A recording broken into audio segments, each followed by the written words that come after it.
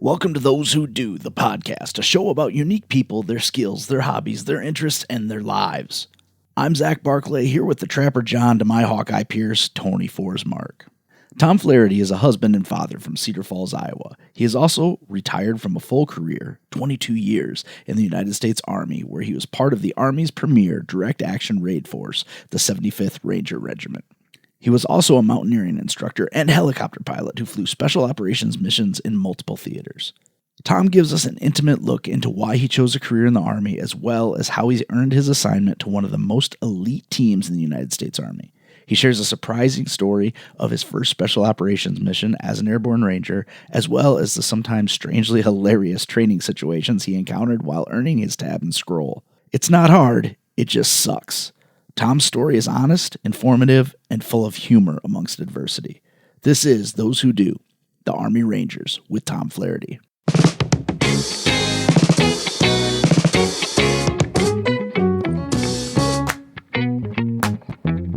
Still not quite sure what I'm getting myself into, you know?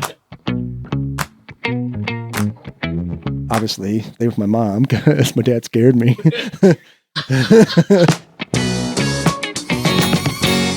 All right, so welcome back to another episode of Those Who Do podcast. With you, as always, I'm Zach Barclay. And I'm Tony Forsmark. Yeah. We'll get it one of these times, buddy. You'll get it. And with us today is Tom Flaherty. Hi, Tom. How you doing? Good. Thanks for joining us today. Really appreciate you coming down here. And thanks for having me. Well, absolutely. You know what I didn't realize until my daughters pointed it out today. Today's Veterans Day. It is Veterans Day. What a serendipitous, you really serendipitous moment. Aware of that? You really weren't aware of that? Well, I mean, I knew it was. I just didn't put the two things together. Okay. Like how perfect it was. It was almost like it was meant to be. Almost. It really is kind of neat that this is the day that we decided that we were able to finally all get together and do this episode. Because indeed, the thing that Tom has done that's very notable is he's had an entire career in the military. And we'll get more into that and kind of break down what that meant for the, 22 years, 22 plus years. Yep. Wow, that's amazing. 22 years that Tom was in the military, because his experience is very unique. But one thing that is very important is that you would have never been in the military. You would have never be where you are now if you weren't you. So we got to rewind back, right? So I need to find out about little Tommy. Okay. All right. So there's some things that I do know. I know that you were born and raised in Iowa, right? And you grew up in Cedar Falls, right? Yep, that's correct. Okay. So Cedar Falls, Iowa. Tommy was, let's start when Tommy was 5. Do you remember back when you were 5? I do. And we talked about this before. So, I was actually born in Cedar Falls, but lived in Waterloo till I was about 5 years old. Oh, in the haunted house. The haunted house, right? So haunted, so creepy. I drive by it tonight. It was just like, I can't imagine what could possibly be going on in that house tonight. Yeah, Tom lived in a legit haunted house, Tony. I'd appreciate that. Maybe not. Yeah, I mean, tell him the story about the... Okay, so I was probably about 5 years old.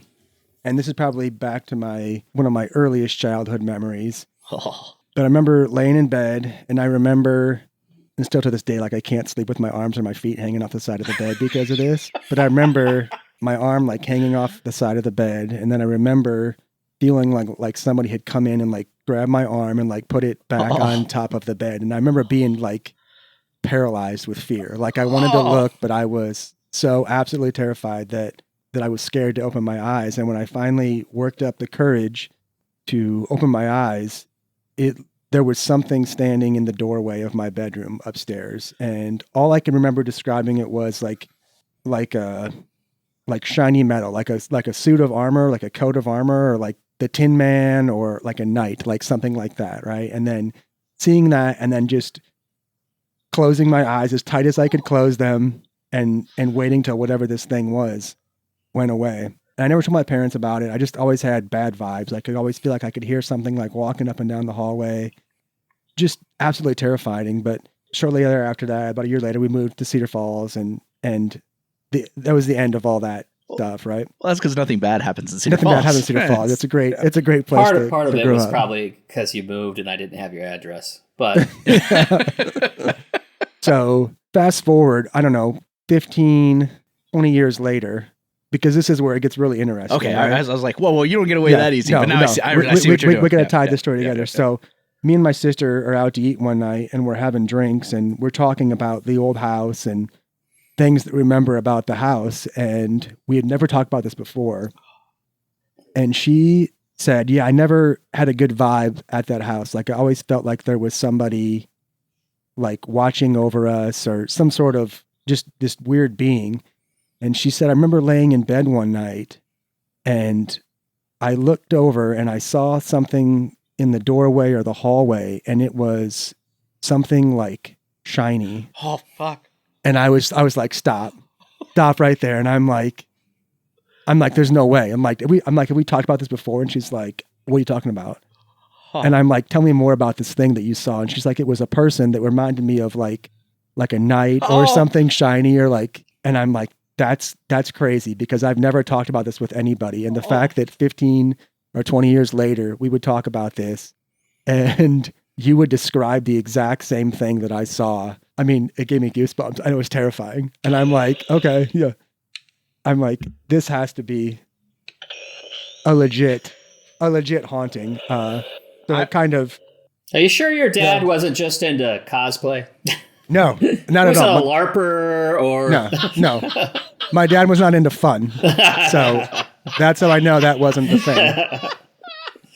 There was no fun. Because fun involved making noise at home, and there was no noise at home. Can't imagine why you got into the military. I don't know how that happened at all. So, oh wow! So poltergeist at 5. Yeah, poltergeist at 5. Okay, and then pretty much all. Let's see what else. We had a couple members of the Sons of Silence motorcycle gang that lived next door. Oh, at that house? Yep, in Waterloo. That makes sense. Yeah, there's no Sons of Silence in Cedar Falls. They stay in Waterloo. There's just the Sons of Happiness in Cedar the Falls. Sons of Happiness and Sunshine. And I remember their house getting raided one night. So multiple Waterloo police cars in the middle of the night, taking the neighbors away. And because we're about the same age, right? Yeah, I'm 41. Okay, so yeah, I'm 44. And so the Sons of Silence motorcycle club. Yep. Because they're still around, and I respect them a lot in their territory and everything that they got going on. Right. Okay, but that was a very formative thing when we were kids because everybody, it was like right up there. Did you ever? So there's the Sons of Silence, and everybody always talked about They them. have their own gangland show, and that's how you know that they're legit. Right. They weren't just like a hang around gang. Yeah. They're all over Iowa. They were, they were by Perry. There's a Woodward. I think it had, weirdly enough. Right. Yeah. Well, and so there was that. And now, did this reach Cedar Falls, the Satan worshipers on South Hackett Road? Was that a thing? Gosh, that's something that sounds familiar. I couldn't pinpoint a location, but that sounds familiar. Because that's what we were always told, was that there were Satan worshipers on South Hackett Road. Okay. Were those the guys that dressed up in shiny night outfits? Yeah, it didn't say like Iowa chapter on the back of his. I don't think so. They were unaffiliated. Oh, they're nomad. He was a nomad. Yeah, they were nomads. So those are like my earliest childhood memories are police raids and poltergeists. Nice. That explains why that's the Waterloo memories of your life, because that tracks. Like, Dad, get me out of here. So you moved from there to Cedar Falls. Yep. What's your family structure? So my parents were married at the time, and I had 2 half brothers and a half sister. From previous marriages for both? My dad's previous. They were all my dad's kids. Well, so he liked to have some fun. Yeah. They didn't live with us. They were all, I think the youngest of those kids is 51. So he's 10 years older than me. So how old is it? Are your folks still alive? Yeah. Okay. How old's dad? I think dad's like in his mid 70s. Oh, okay. Tony's age. Yeah. Sigh. That's Stevie Nicks' age. Just put it, yeah. Okay. So, blue collar. My dad worked at John Deere's for 30 plus years. Right. Yeah, my mom worked at a bank. And yeah, blue collar, I mean, typical childhood, played sports, like nothing too crazy. Until What sports? I mean, everything. Hockey, football, basketball, golf, baseball. Hockey. Soccer, everything. Yeah. Oh, we didn't get to play Ice hockey. hockey. We didn't get to play Hockey. I guess, would you They play hadn't over at invented Cedar it yet. Falls? Is that why? Because they got a hockey... No, Yeah. they didn't have any of that. We had to come over to Cattle Congress Oh, yeah. to the Would have been at McElroy then. McElroy Auditorium. Oh, Yeah. yeah, that was before we had such fancy things as Young Smelled Arena. it. It always smelled like sweat in there. Oh, yeah. Yeah. Musty and And it wasn't all human sweat either. yeah. Played sports like normal. I think that's a thing, right? Like normal childhood. I mean, yeah. Parents were guess. married. My dad was very, very strict. Yeah. Just, like he'd sit down in the basement and smoke cigarettes, and I'd be upstairs walking around and quit walking so goddamn loud. I was like, fuck, I'm sorry. quit existing so loud. Yeah. You're changing the channel too much. Like the old TV channel where you had to like go through all the channels, like pick a channel and stick with it. Like, well, I had the dad that would fall asleep on the couch on a Saturday morning, and I'd be like, I'd go to watch cartoons. He goes, I was watching that. He was completely asleep. And I was like, I'm like, come on, man. Yeah. So I was terrified of my dad growing up. Just a big, mean looking dude. Just verbally mean, or yeah. Oh yeah. Just imposing. He was just imposing. Yeah, guy. just a big dude. He's like, he's probably 6'2", 6'3", probably 250, 260. Just a big dude. He was a biker back in the day. So like biker tats and. Oh no shit! Which is so different than you, because I mean, you pristine skin. I know. I have really nice skin, don't I? Yeah, I mean, just not a mark on you. Oh, cost a lot of money to look this good. Yeah, so I was terrified of my dad. I remember one time he tried. I forget what I did. Like probably something stupid, and he tried. Like swatting my butt with like a ruler or something stupid, right? And he did it from his chair, right? Because he didn't want to get out of his chair. So he like hit me in the butt like 2 or 3 times with a ruler, like a yardstick, right? And I like giggled. Oh no! And I immediately like, oh no. And then I got it good once, and that was the end of that. Yeah. And that was never no. So my dad never like beat me up or anything. Right. It was never like physical, just yelled. He was a an lot. 80s dad. Yeah, he was an idiot. Just yelled a lot. All right, cool. You want to cry? I'll give you something to cry about. Did he rattle the belt? Mine used to rattle the belt. Yeah, he all had a the belt. time. Yeah, you're going to get the belt. Yeah. I was, for some reason, thinking of that exact same phrase. My sister's over to visit, and it was like things that I never said to my children. I was walking around, I'm like, quit your bawling, or I'll give you something to bawl about. I'll give you something to bawl about. I'm like, oh God. I guess that's maybe why my kids cry all the time, because I don't beat them enough. Kids don't know what that's like. Like, oh God, it's constant too. It's like, especially my 7-year-old, man. Like everything makes her cry. Yeah. Everything, and I'm like, dude, someday you're gonna have a fucking arm off, and I'm just gonna be like, you're fine, because I have no idea. There is no litmus test for whether she is actually feeling pain or not. I tell my kids, like, you got to save that shit for when it's serious, when it really counts. Like, if you cry about everything, when you're really upset, people are just going to blow you off. Well, you got to save those. And it's like, there's nothing wrong with crying. Like, I encourage it if there's a reason for it, but not just like, I wasn't able to do this flip on my gymnastics bar, or my sister took my favorite LOL doll, and then it's just like tears and screaming and throwing things. Like, you know why I didn't do that? Because I was afraid of what would happen if I did. Yeah. Like, it never happened, but it could have. Yep. And if somebody would have called the police would have said, so? What's the problem? Why are you calling us? Like, sounds to me like you need to go back in there and do some parenting. Don't waste our time. Yeah. Well, where do you think I heard, quit your balling, or I'll get something to ball about? I didn't ball much after that, I'm just going to say. So what does that bring us up to? How old so I'm like in 5th grade now, right? Yep. And so my parents get divorced, and it's like kind of saw that coming, right? And I ended up obviously living with my mom because my dad scared me.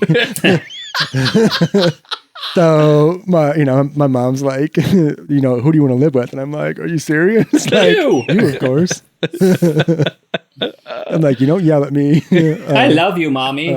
I'm not scared of you. So I want to live with my mom. And I don't know, like if there's good divorces or bad divorces. Like I think it was like I think, transparent to me, right? So my parents had joint custody, so I'd go to my dad's. I think, like during the school week, I was with my mom, and then, like every other weekend or something like that, right? Or like a couple weeks in the summer. So the sister you talked about, full sister?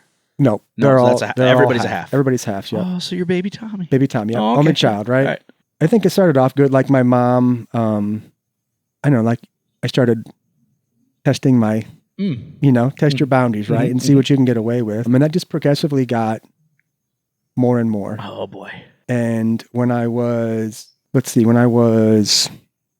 think 13 or 14. So like getting ready to start high school. A couple of my friends had their driver's license and we're like, let's go. So we got in one of my buddy's cars and we had gone to Walmart and bought a couple like pellet pistols, right? Oh no. And we went around and drove around town in Cedar Falls and started shooting stuff. And it was like zero target effect, right? Like wouldn't break glass, like not enough carnage. We went back to Walmart and we got these slingshots. No, there you go. And they cut and like these boxes. We talking wrist rockets or slingshot? Wrist rockets. That's I mean, like wrist rocket with the wraparound the thing strap for maximum leverage, Yeah. right? Yeah. Oh. So and they come with the like a box of these little like steel ball bearings that you can shoot. Which is a great idea. Of course. I mean, like This that is a makes great idea. That makes Where could perfect that go? sense. And Walmart sells this. Where could that go Yeah, wrong? We should right? sell those. So we get in the car and we just find like random unsuspecting vehicles and Oh no. you roll the window down, draw back and let her rip and just like and you're like This is great. that was awesome, let's do it again. So we go on a spree over there in Cedar Falls. Nothing bad happens in Cedar Falls, right? So this is a big deal. Like everybody's out looking for us now because people are calling in. Oh. They thought you were from Waterloo. Yeah, they're like, there must be some kids from Waterloo over here messing around because this one happened in Cedar Falls. We're like a block from my house after a night of doing this. I don't even know how many cars. It's hard to say. It's kind of a blur, right? We're like a block from my house and we get the lights. We get the lights behind us. And I'm like, oh crap, this is not good. We try like hiding everything in the seats and we get pulled over and the officer comes up like, hey, what are you guys doing? Everybody's like, oh, I'm just heading home. My house is right here. I'm just going to get out and walk them if that's cool. And they're like, you're not going anywhere. Like, okay. So, Yes. What are you guys doing tonight? Like, just driving around. And they eventually got us all out of the car. And we're just trying to like play it cool, make small talk with the cops and stuff. And they start finding things in the car. And they're like, oh, we've been looking for you guys all night. And it's like, oh, for what? What's going on? Just playing stupid. And so get in the cop car, riding to the police station, which was in City Hall in downtown Cedar Falls. And I remember I had a female cop and I was like trying to make small talk with her and stuff on the way. And I'm like, this is going to be okay. Like they're going to let us go. Oh, shit. And what were your grades like? Were you in a special class? they were not good. They're going to let us go. Yeah. Because clearly they put you in the car for no reason. Yeah. So we get down there and Birdie was the police officer that called my mom. He's like, hey, this is Officer Birdie, Cedar Falls Police Department. I got your son, Tommy down here. And she hangs up on him. And so he calls back and he's like, ma'am, this is Officer Birdie, Cedar Falls Police Department. I have your son Tom down here. And she hangs up on him again. He's like, hey, your mom keeps on hanging up to me. Like, will you call her? So I call my mom, like, hey, mom. And then, this is Officer Birdie from the Cedar Falls Police Department. I need you to come downtown. We have your son Tom down here. And I'm like, oh my God, here we go. So, Don't call Dad. Don't call Dad. Yeah. You got to wonder what's going through her mind. It's like, my mom gets down there and just like beat red. Like I've never seen her so pissed off in my entire life. What the heck were you thinking? Like, I'm still like, what are you talking about? I'm getting into my, nothing's happening. sticking to my training here. And I'm like, I'm gonna keep my mouth shut. My training. Yeah. No one's going to say anything. And, this will be okay. This will blow over. And another officer comes in. He's like, okay. And it's like knowing now, they really didn't know anything, right? Like they knew like something had happened. They had some evidence, but they really didn't know what had happened. And they came and they're like, here's the deal. All your friends are saying that you're the one that, well, this was your idea. You're the ringleader. You better tell me something right now. Or they're gonna pin this all on you. The 13-year-old. Yeah, and I'm like, oh. And my mom's like, you better tell them right now what happened. And I'm like, all right, well, here's the deal. This is what happened, and I explained the situation and whatever. So they let us go home that night, and I think it was like a Class D felony because of how much based damage? on the dollar amount of damage that we did. So went home and got assigned a probation officer, had to pay restitution. Like, oh. So I go down to meet my probation officer for the first time, and I get pissed in the cup, and I'm like, ma'am, I don't do drugs. I'm like, I'm 13. She's like, well, we just gotta make sure. Yeah, I'm like, I'm 13. I don't do drugs. It might come back for Pop Rocks. Yeah. It's like I drink a lot of Mountain Dew, but I don't do any drugs. I did used to live in Waterloo. Yeah, I used to Waterloo. So I drink a lot of Mountain Dew. So she's like, here's the deal, like, this is your first offense, right? She's like, you don't mess around. Like, you went right for it. Felony right off the bat. No other trouble. She's like, I want you to get a job. She's not going to pay restitution, but right? you're 13. Okay, yeah. We're getting to that. She's like, you got to figure out a way to make money. You're going to pay this back, and then we'll be done with this. And I'm like, all right, cool. No problem. She's like, just stay out of trouble. Nothing else. I'm like, all right, cool. So I'm like, towing the line, right? Staying out of trouble. I had to get a job. I had turned 14, went to Peppers in Cedar Falls, washing dishes. That sucks. Yeah. Washing dishes sucks. Especially like at a sports bar. Like, that sucks. That's tough work. I would come every night like hot and sweaty and smelled like just garbage. It was awful. So, and like back in the day, minimum wage, I think minimum wage really hasn't changed much. It was like $7.25, right? Oh, probably. No, it would have been like $5.25. $5.25. Well, actually, back then it might have been $3.75. It was not a lot. Yeah. So it was like minimum wage, and I had to make, I can't remember, I several $100s I had to make. If you were 14, it would have been $5.75. Okay. Because then it went up to $7.25 from there. Okay. I was making $5.75 when I was in high school. Okay. And you were 3 years behind me. Yeah. Okay. That tracks. So yeah, it was not a lot. It was a lot of work for. You guys are old. Yeah. Yeah. It was a lot of work for a little bit amount of money. So yeah, I did that till I paid off my restitution and never had to go back. And she's like, all right, you're good. Stay out of trouble. So I was like, all right, from the straight and narrow from here on out. And I did good. I think I did good for a while. Oh God, for a while. Oh, I never really had any more law run-ins so much. Week and a half tops. Yeah. As much as it was like school administration and stuff like that. So, I took to the bottle at an early age. Oh, yeah. And I don't know why. Just because it's delicious. Because it was delicious, and it was like you was wrong, right? You're not supposed to do that, right? So, well, let's be honest. We're all from Iowa. Yeah, there's not much like else to DNA. Do either. So yeah, it's not, you're not alone. So yeah, I started drinking at an early age. I never like, by the grace of God, never got in trouble for it. Right. Like with the law, never got caught. Always had friends that or the friends are like older siblings that would, buy Busch Light and stuff for it. So, but just like high school drinking. Yeah, high school drinking. Like nothing out of control, right? Some Bartles and James, right? Yeah. Boone's Farm. Some Two Dogs. Yeah. So Zima. Yeah, started drinking it at a young age, and like they said, like just high school drinking, but never got in trouble with the law, thank God, right? So high school, still had no idea what I wanted to do. I just wanted to graduate. All right. And it reminds me, I think it was a Saved by the Bell episode. Oh God, did you do speed? No, where I didn't take caffeine pills. Where I think Zach was like, I like school. It's a good way to kill time between weekends, right?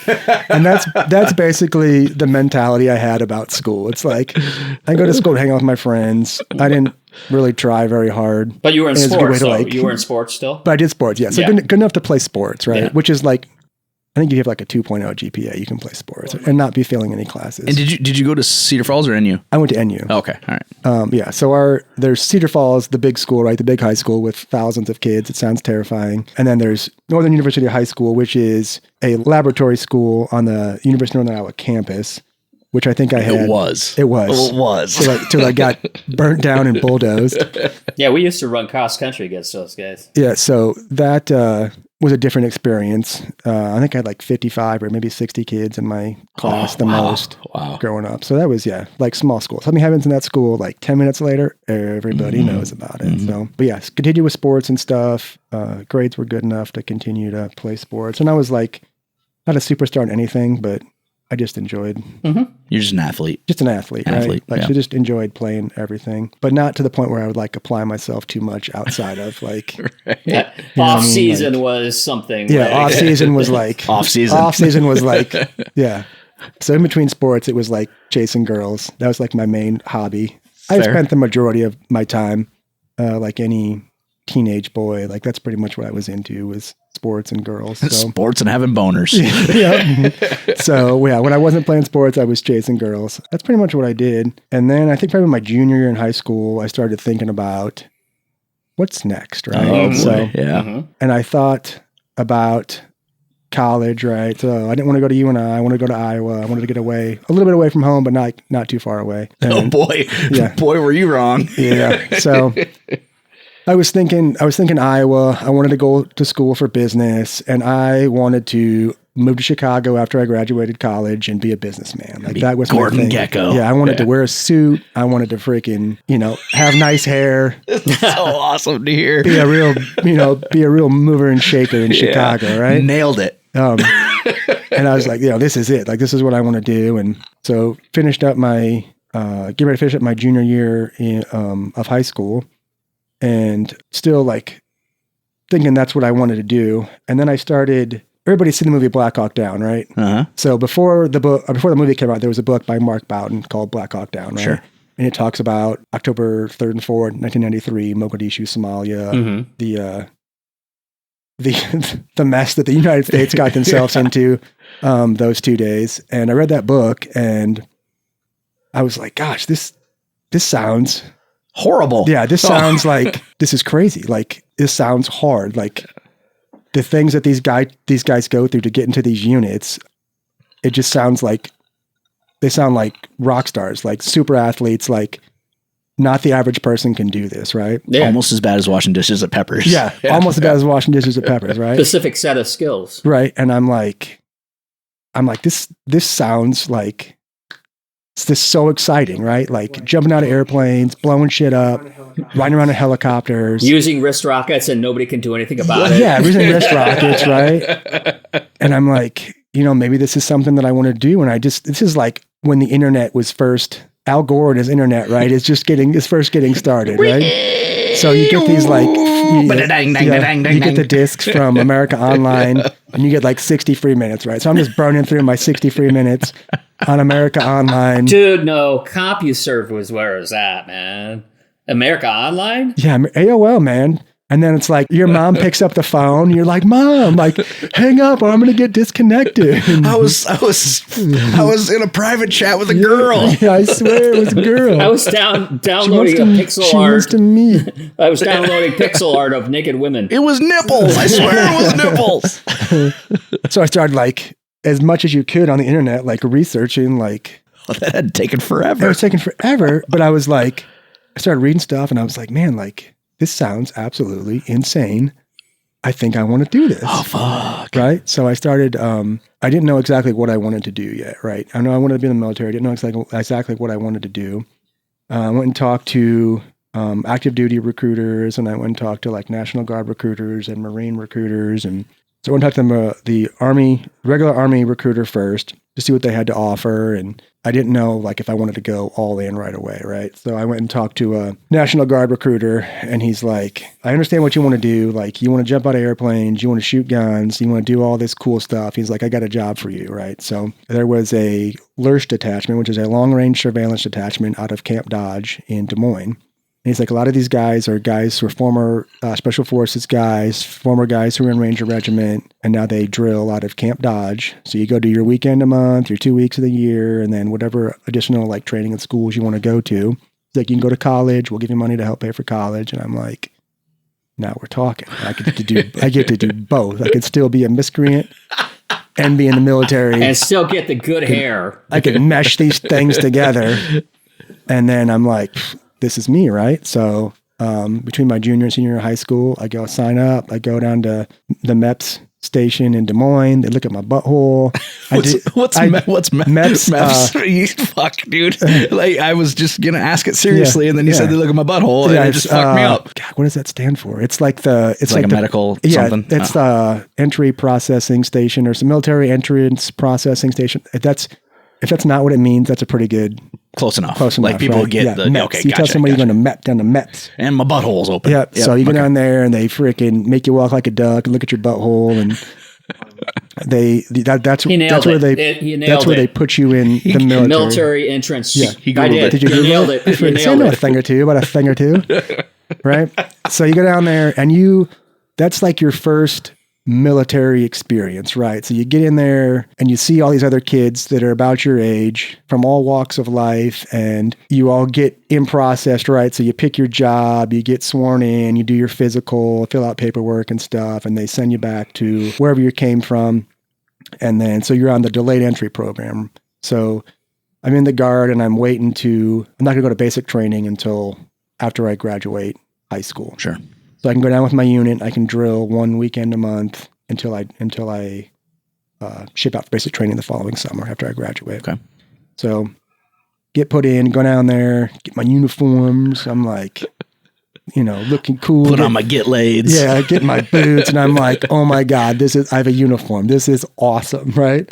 I look so cool in this uniform. So I start drilling and stuff. So I get kind of the military experience on the weekends, right? So I get to hear these guys' stories and stuff, and do my 1 weekend a month and see what it's all about. And I'm still very interested in this. And I'm like, this is going to be a good fit for me, right? So senior year starts going by, finished football season. How'd you guys do? I don't think I put. Here's the thing: the year before, we almost made it to the state playoffs, which is crazy for us. Start the season ranked number 7 in the state, right? So we're like, we got this. This is our year. I think we won 2 games. Oh, shit. It was just, I don't know what the deal was. Like, we just couldn't get it done. And smaller school, we played both ways, right? So it's exhausting. The off season was the off season. The off season was the off season. Drinking, girls, Yeah. So didn't end the way we thought it was going to. I don't think I played a winter sport because there was girls mainly. I meant that we did was chase girls all winter. And then I think I played golf my senior year, which was good for drinking and smoking cigars and playing. Your senior year. My senior year out at Pheasant Ridge Golf Course, right? And so summer comes, and I'm thinking I'm going to go to Iowa in the fall. I'm going to go to basic training and stuff in the summertime and start Iowa in the fall. And summer starts, and I'm just like, not sure about all this. I'm like, not sure this is the right move for me, right? I'm thinking to the point that I am not mature enough to go down to Iowa City and not like completely get blackout drunk every weekend and waste a bunch of money. I'm like, I think I need to do this full time. Oh, fuck. That's a swerve. Right. I would have done just the opposite. I'd be like, the military seems scary. Yeah. There's naked bitches and beer. I'm going to fucking college. So I go in and I talk to there's active duty Marine recruiter, and there's an active duty Army recruiter here in town. And I go talk to the Marine recruiter first, right?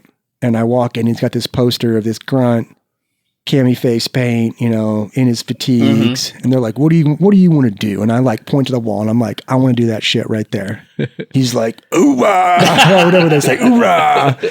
He's like, you want to be a grunt? And I'm like, hell yeah. He's like, all right. He's like, well, here's the deal. We can put you in. And the Marines at that time, they could not guarantee you what your MOS, that's your military occupational specialty. That's your job, right? Mm-hmm. They could not guarantee you a job.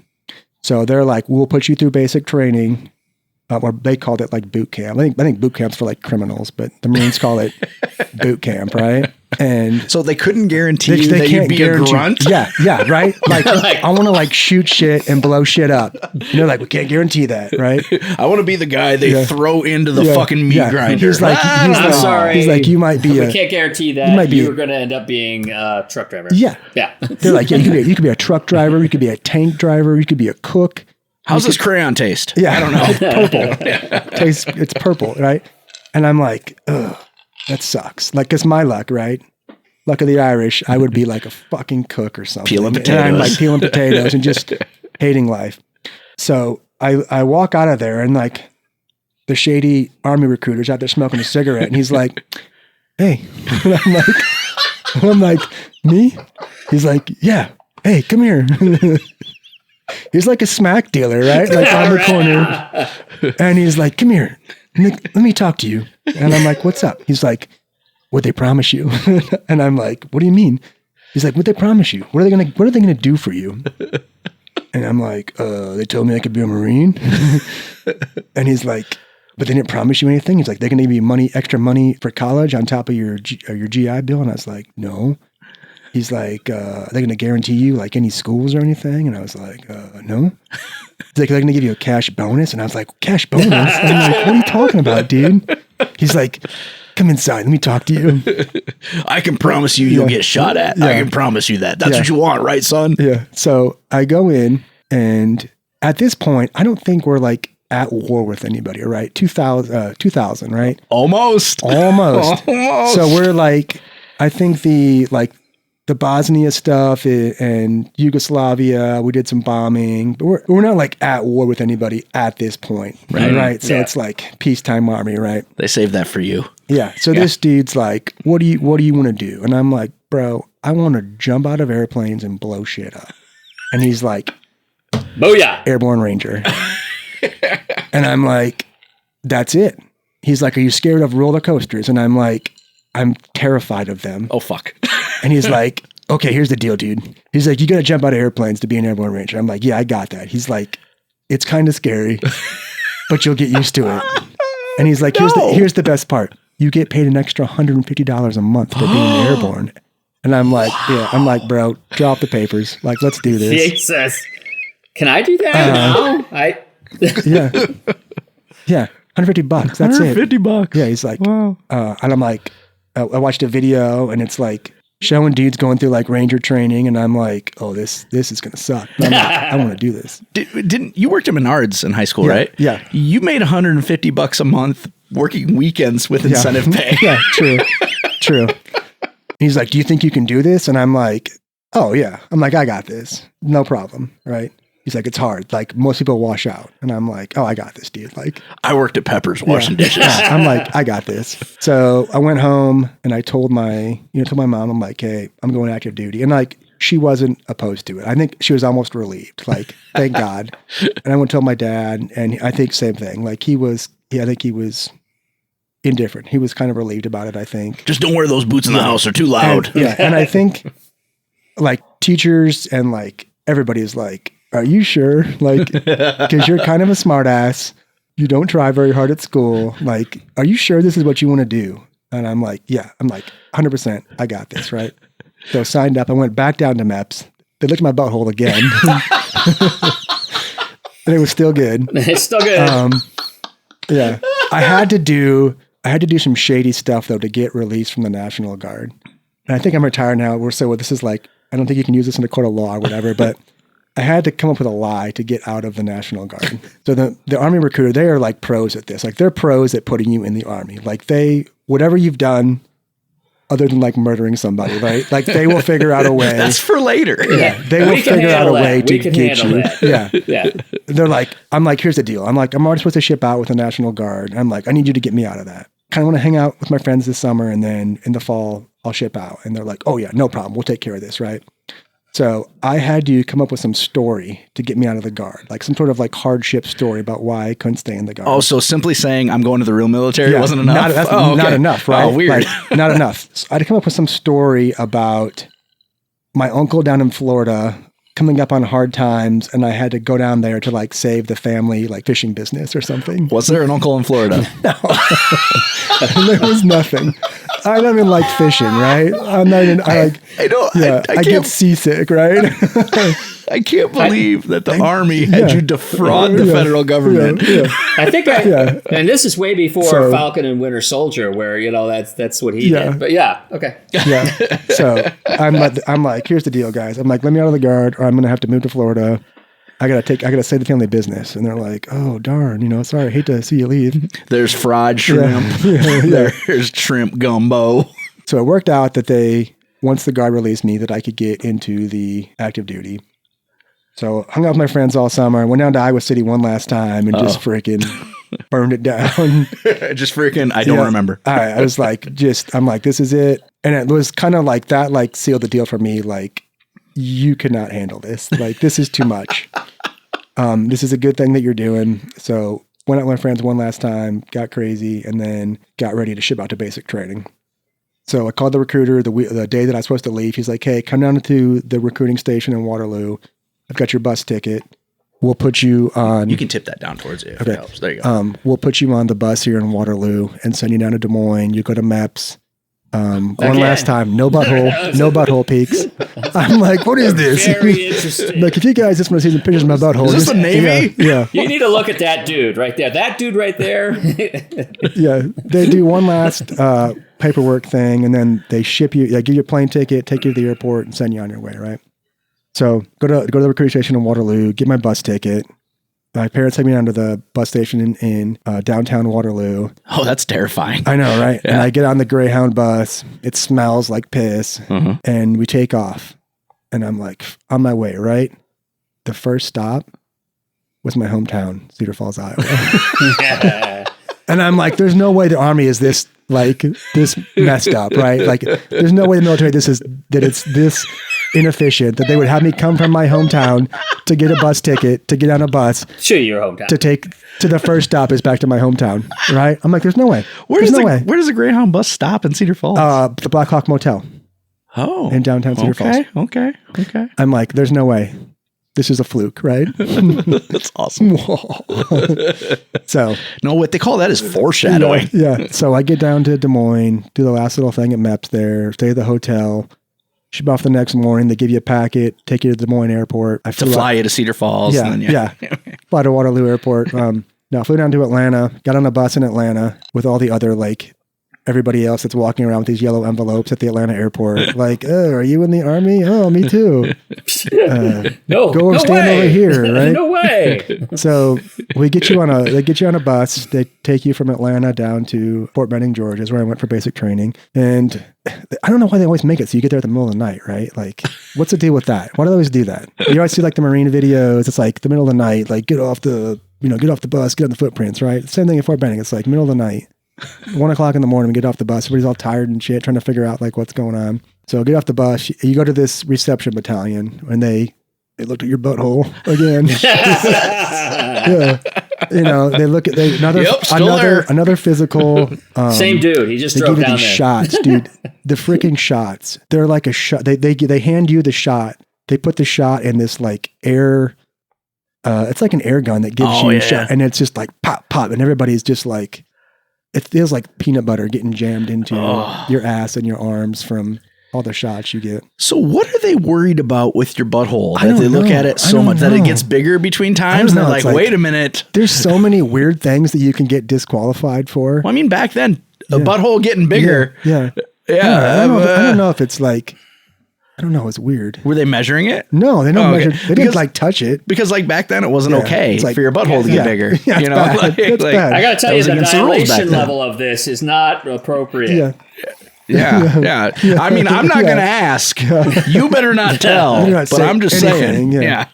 So you get to the reception battalion, and this is where it all begins. And I was expecting yelling and screaming, and it really wasn't like that. It was kind of anticlimactic, right? So you get off the bus, you go inside, you give them paperwork, and it's fighting to stay awake, and they start in-processing you, right? So a ton of paperwork. It's an insane amount of paperwork. It's I didn't know this was going to be like buying a car. Yeah, it's like, are we getting a mortgage or are we getting in the Army here? If I wanted to do FAFSA, I would have went to Iowa. Yeah, there's so much paperwork, and you start getting uniforms, you get the haircut, right? So they shave your head for the first time, and it's not gentle, right? It's get in there, sit down. Some dude, it's got the vacuum on it. It's got the clippers. They do it with a fucking Flowbee? It sucks up all the hair, right? So there's not hair everywhere. And it's not gentle. It's violent, right? And you're trying to You're delousing you. You're trying, basically, right. It's like a prison camp.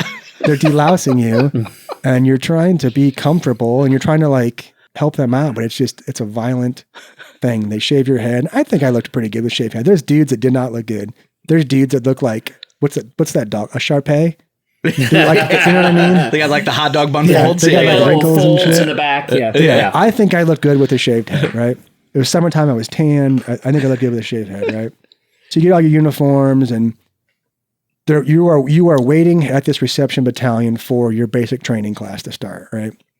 So it's you and like a cross section of America stuck in these barracks waiting for a basic training class to open up. It could be a week, it could be 2 weeks, it could be a month. Really? Oh. So you're doing like PT every day. You're doing like classes just to learn like general military stuff. Do you know what the reason for the backlog was, especially I since think we weren't actively? So many people were just so excited about joining the Army in the summertime that there was just a little bit of a backup, right? Okay. So this is like, I don't know, like people from all over the country. Just, you have a cross section of everything that you can imagine. You've got like inner city kids, country kids. Oh no. It's just, and it's like a feeling out, session, right? Like, oh, where are you from? And blah, blah, blah. It's like an 80s comedy. Yeah, right. It would be good. It would actually be really good reality TV. You start to make friends and stuff, and you just gravitate towards like people that are like you, and yeah. You stay away from people that aren't like you, right? Some people are freaking scary, you know? Like, Jesus. Well, you're from Cedar Falls. Yeah, So jeez, you've never seen an ethnic ever. Yeah. It's like, I don't know if you know this, but there's black people in here, you know? So it was different. It was a culture shock, and everybody's cool for like the first couple of weeks, and then like the walls eventually start caving in, tensions start to run high, and people get attitudes and stuff. And I think a lot of it's just for show, right? Like everybody's just trying to act hard. Oh yeah. They're probably terrified, right? But they're just trying to act hard, put on a show. And I remember one day I had taken an orange out of the chow hall, which is a big no-no, but there wasn't enough food, right? And I'm walking back to my barracks, and there's 3 levels, right? And it's like prison, right? So there's like a walkway, and it's got a railing, and everybody like sits out on the railing, like looks and sees coming and going. Jesus. And there's these 3 dudes, and I think I was in whatever the bottom company was. I can't remember if it was Alpha Company or Bravo Company or whatever. And there's a dude in the next deck up, and they're just for no reason talking shit. God, it is like prison. Yeah, and I'm like, I don't know these guys. Whatever, keep talking shit. So I grabbed this orange out of my pocket, right? And as I'm about to walk underneath, where these guys are standing underneath the railing, I rear back and just freaking send the heat, dude. It pops this kid right in the face. Oh, God. I heard it hit, and I heard him like, what the and I'm like, oh, this is not good, right? So I run into my barracks quick. I freaking lay on my bunk, and I'm like, trying to act cool. And I hear kids running down the stairwells. There's like a fire escape stairwell in the back that you can get from each, into each bay. Mm-hmm. And I hear them coming down the stairs, and I'm like, oh shit. I'm like, this is not good. I'm like, I don't have like friends here yet they got my back, right? So these dudes come in, and they kick the door open. They're like, dude, this dude just hit hit this dude in the face with an orange. Like, where's he at? Did anybody just come running in here? And I'm like, I'm terrified, but I'm like, I've just been laying here. I didn't see anybody. I didn't see me running here. Yeah, go look over there. Don't smell my hands. Everybody. Don't smell my hand. Yeah, everybody kind of looks alike, right? So everybody's in the same uniform. Everybody's got shaved heads. Like everybody kind of looks alike, right? So I'm just like, yeah, what are you talking about, guys? Like nobody's running here. It's been quiet in here. And they eventually like look around and walk away, and I'm like, that was close. I'm like, I almost got my ass beat like in the first couple of weeks. Oh, shit. So it was just like little stuff like that. Like it felt like it was prison. Like I want to get started. So I think I ended up being there almost a month before they got us shipped off to our training battalions. Mm-hmm. And again, like that's kind of when it started, the whole like what you would expect from basic training, like drill sergeant in his hat and like yelling and screaming and the stress and whatnot. That's fucking shitty, because they lull you into a false sense of security. Like, oh, maybe that's fake. Yeah, this ain't so bad. Oh, no, that's not going to happen. This ain't so bad. Fuck. And then, they come and pick you up, you get down your battalion, and then it's game on, right? They're doing this to all levels. You've got people who are just barely meeting height and weight requirements, people who can barely run a mile. Okay, yeah. Right. Yeah. And then there's there's athletes, right? Like Right. we literally like Division I athletes in your company, right? So they are doing this stuff to the lowest common denominator. For like someone like most people, it was not hard. Like Right. basic training, nothing physically was hard for me. It was just really just dealing with the other people, right? That's And always it the is worst part. And it is like, you've got like just rocket surgeons, like straight up nerds that are they're too damn smart for their own good, right? And you've got dumb country bumpkins, and you've got everything in between. You've got guys who are great at PT, and you've got guys that really struggle. I think like that's why, with all the crap that you see like on the news and like the way the country is going, like we're so divisive, like for me, when I think back on basic training, I'm like, we'll be okay. The country will be okay, because you cannot get a more diverse group of people and put them together and eventually make a, Try to make a unit. Yeah, a cohesive team, and like it will work out. So if we could literally like cut off the far right like 5%, Well, right. and the far left 10%, everybody else would probably get along fine. I like how you did 5 and 10 there. That was funny. Come on. Come on. That for me, like that's why I'm always like, we'll be okay. Like if we can do this, like we will be okay. So basic training, it was like 16 weeks. It was long. It sucked, but it wasn't hard. It wasn't hard for me. It was just a necessary suck. Just natural. Yeah. Like everything came really easy to me. I was good at shooting. I was good at running. Yeah, everything was it was super easy for me. Back up a little bit, right? So when I told the Army guys, and they were like, hey, Airborne Ranger, right? They gave me a contract that said that I would get a chance to go to the Ranger Indoctrination Program, which was called RIP at that time. And that is to try out to get into the 75th Ranger Regiment. Mm-hmm. And that is a special operations unit within the United States Army. The majority of the people in the Ranger Regiment are infantrymen, right? And that's changed. That's changed quite a bit over the last 25 years. So I had a contract that I'd go to basic training, I'd go to airborne school, and then I'd go to RIP, right? So 16 weeks of basic training. I got to come home at Christmas time in the middle, which was nice. Yeah. Got to see my girlfriend one last time, and that was pretty much, I think, it for me and her. She was still a senior in high school, and I think she was as boy crazy as I was girl crazy in high school. So it just wasn't going to work out. I was pretty bummed about it, but I think the writing was on the wall, right? Yeah, and right. I'm honestly, I'm glad it didn't work out. I'm sure your wife will be happy to hear that. Yeah, I'm really glad it didn't work out. Basic training, finished that, and I made some really good friends. And I think there's probably like 15 of us in that company that had Ranger contracts that were going to go try out to go to Ranger Regiment. So next up for us was Airborne School. So graduated basic training. I had like a week break, and we went over to the Airborne School, which is on main post there at Fort Benning. 3-week course. Basically, you start off learning how to fall down, and at the end, you jump out of an airplane with combat equipment strapped to you. Still not quite sure what I'm getting myself into. Just putting out, I'm like, this is still what I want to do, right? So basic training, our airborne school starts at 3 weeks long, and literally the first week you practice falling down, right? So that when your parachute is gently bringing you back down towards the earth, when you hit the ground, gently, yeah. Gently. Yes. Yes. I think 18 feet per second is what the parachute at that time was rated for, right? So that's like jumping off a freaking ladder. It's not gentle at all. Yeah, I'm pretty sure you fall without resistance at 26 feet per second. It's 29 The feet idea per is for you to not be hanging out in the air long. It's for you to jump out of the airplane, get on the ground. Slow down just enough not to die. Hopefully not break anything. Not to break anything, right. Yeah. So basically the first week is how to fall down and not break anything. I was not good at that. My instructor was like, Tom, he's like, you are going to hurt yourself. And I'm like, cool. I'm like, I'm young. I'll be okay. Green stick fracture. That's all it'll be. See, you should have gone to college, because I spent lots of time falling down. Yeah. I would have been good at it. Yeah. The second week, more falling down, but you actually practice exiting out of an aircraft. So they have these different like mock-ups and stuff that you practice going through the jump commands and then getting out of the aircraft. Still not quite sure what I'm getting myself into, but I'm still cool with it. All right. We're going to continue. We're going to continue on. We're not going to quit. Right.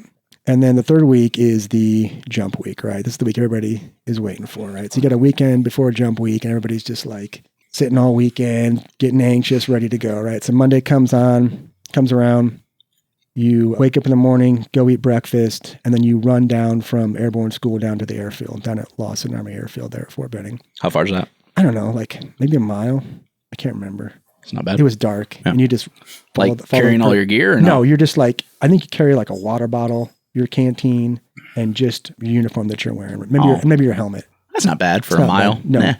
So just follow the person in front of you. And there's always somebody slower. So, you're only as fast as the slowest person, right? Right. So get down to the rigging shack. They hand out your parachute and put your parachute on. And the jump master comes and he does his JMPI, his little final check of you. You're good to go. So you sit on these benches waiting, right? And then it's like, okay, shit's getting real. That's way up there. Yeah, I'm like, then we're going to be back down here. God. This is getting serious, right? So this is getting intense.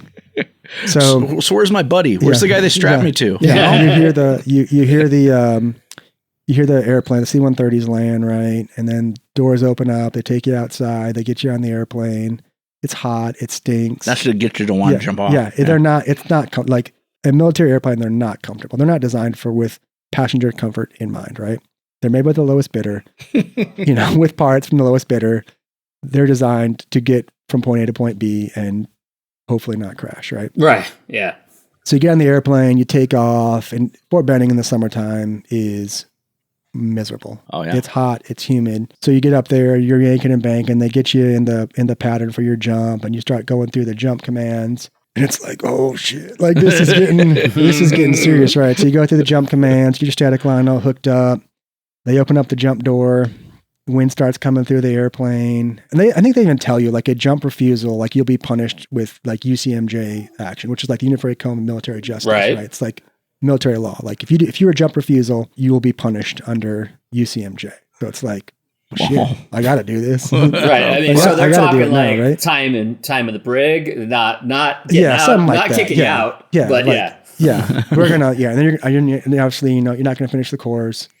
You're going to go needs of the Army, which is even scarier than UCMJ, right? They're going to send you where they need you. Oh, God. So, God, it's potatoes again. Yeah, it's the damn potatoes. Yeah, so doors come open, and you're hooked up, right? You look at your buddies, and you're all like, oh, shit, here we go. Jump master goes through his commands. Green light comes on. Everybody starts working their way towards the door, right? Hand off your static line. Turn and face the door. And then it's like, I can't even describe. It's like looking out into a painting. Like, it doesn't even look real. Mm-hmm. I feel like it would feel real to me. It is like, it's just because it's something I've never seen. Like, I think I've flown on an airplane one time before that, right? Something I've never even seen before. Oh, shit. So like, it just didn't look real, right? Mm-hmm. Yeah. So you jump out, and you're supposed to like tuck into this tight body position and count to 4, and then your parachute should open, right? So I jumped out, and I was met with this intense blast from the propeller wash from the airplane, and going from probably 110 miles an hour to, the parachute opening, right? So you get this, it's loud, right? It's hot, it stinks, and you jump out, and then you get this 4 seconds goes by, and then you just get this feeling of your nuts getting jacked back up into your stomach while your parachute opens, right? And then it's completely quiet. Oh no. Airplane's gone, it's completely quiet, there's no noise, and you're just slowly drifting back down. Like there's not earth. Like wind like going by your ears and stuff? Nope. So you jump out, and it's just like, it's a static line jump, right? So the parachute, 4 seconds after you jump out, it opens up on its own, right? And so it's loud, it's quiet, and then you're just floating down towards the earth, and you're like, no, because the movie said it's awesome. Very windy. I've seen the movies, and they've a lot of wind. It's just like that, yeah. And then you're like, wow, that was terrifying, but now it's awesome. Like, this is so cool. And you just slowly start working your way down towards the ground. And I think we were jumping out like 1,500 feet. So it maybe takes like a minute to get down to the ground. Are you aiming yourself, or is it just they know where to drop you? These parachutes, you can turn, but they're not like it's not like a Ram Air steerable canopy, right? So like in the movies when guys are like, shh, right. that's not it. So basically, Right. they're saying, okay, here's wind speed. We drop them here. Hopefully, Yeah, they do here. a calculation, right? Yeah, So yeah, I would okay, learn yeah. later in my career, this is all calculated and how they do it. They drop you out at a certain point. So based on the wind and the forward throw of the airplane to get the majority of you to land on this spot right here, right? Except for Steve. Yeah. Steve's fucked. Because if you could imagine, if they had steerable canopies and this many people in the air, right? Oh, God. running each other To the four winds, right? Yeah, right. So At what point do you realize it's not serene and you're moving a lot faster than you think the you are? point where the ground starts, the closer you get, the ground looks faster and faster. And you're like, oh shit, we got to land. We got to do one of these parachute landing falls. We've been practicing for 2 weeks, right? And then, so you're, depending on which way the wind's blowing, is you pull risers down into your chest. So there's like 4 risers coming up out of the harness, right? And you pull 2 of those down into your chest to slow your forward speed across the ground. And you get ready to land, and you do this little parachute landing fall. We're supposed to land on the balls of your feet, calf, thigh, buttocks, and then like your pull-up muscle back here. That's what you're supposed to do, right? Uh-oh. 5 points of contact. They preach it. They've been beating this into you, right? Dude, it was like feet, head. Feet, head, thud, like, oh shit, right? I was like, oh, that sucks. Let's do it again. Yeah, like in a matter of like 90 seconds, I went from like absolutely terrified to, oh, this is actually pretty cool, to like, getting rolled on the freaking ground. Ouch! With this parachute. And I'm like, that was crazy. I got to call my friends.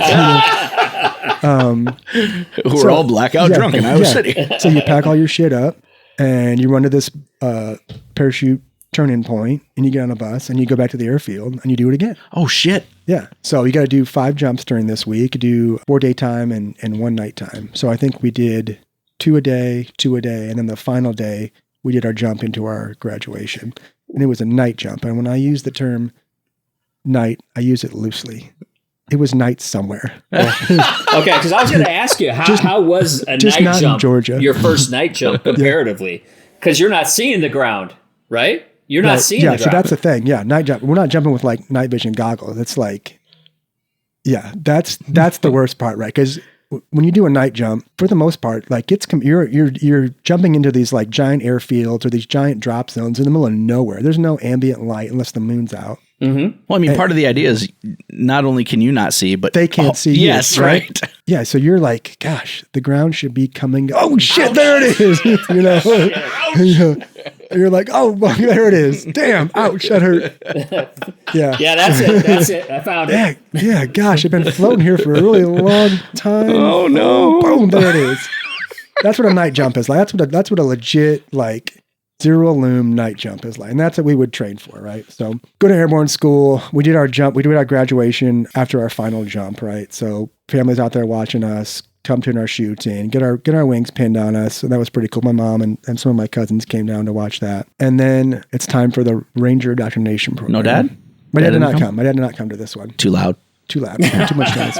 So it's time for the Ranger indoctrination program. And it's like, this is where shit starts getting real. Right. We start separating rock stars from groupies. Okay. This is where it's like, I think we had a week holdover waiting for the RIP program to start.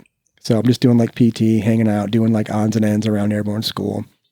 And then these dudes show up in their black berets and their starched uniforms and their spit shine boots. And like these dudes looked serious, right? Like we're not messing around anymore. These dudes looked freaking serious. And they're like, hey, grab your stuff, put it on these trucks. And we're like, oh, Roger Sergeant, take your bags, throw them on the trucks.